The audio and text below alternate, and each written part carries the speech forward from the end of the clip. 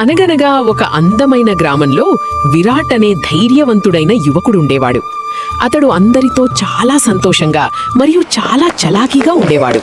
సాహసాలంటే విరాట్కు చాలా ఇష్టం. ఒకరోజు ఒక వృద్ధముని విరాట్కు సముద్రం మధ్యలో ఉన్న రహస్యమైన మాయాద్వీపం గురించి చెప్పాడు. ఆ ద్వీపంలో అపారమైన సంపద ఉందని, కాని అక్కడికి వెళ్లిన వారు ఎవరూ తిరిగి రారని ముని హెచ్చరించాడు.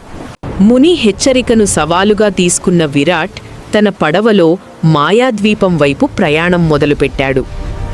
ద్వీపం చేరుకోగానే ఒక భయంకరమైన మాయాద్వారం విరాట్కు ఎదురైంది. దాని లోపలకు వెళ్లడం సామాన్యులకు అసాధ్యం. విరాట్ తన తెలివితేటలతో ఆ ద్వారం యొక్క రహస్య చిక్కుముడిని విప్పి లోపలికి వెళ్ళాడు.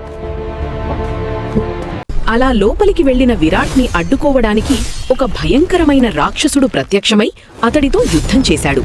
విరాట్ తన ధైర్య సాహసాలతో ఆ రాక్షసుణ్ణి వధించి బంగారు గని దగ్గరకు వెళ్ళాడు.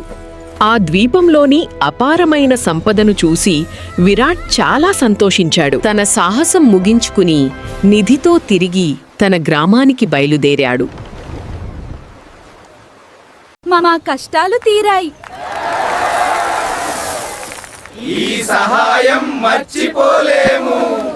నిజమైన సంపద మనం ఇతరులకు చేసే సాయంలోనే ఉంది. ధైర్యం, నిజాయితీ ఉంటే ఎలాంటి కష్టాన్నైనా జయించవచ్చు.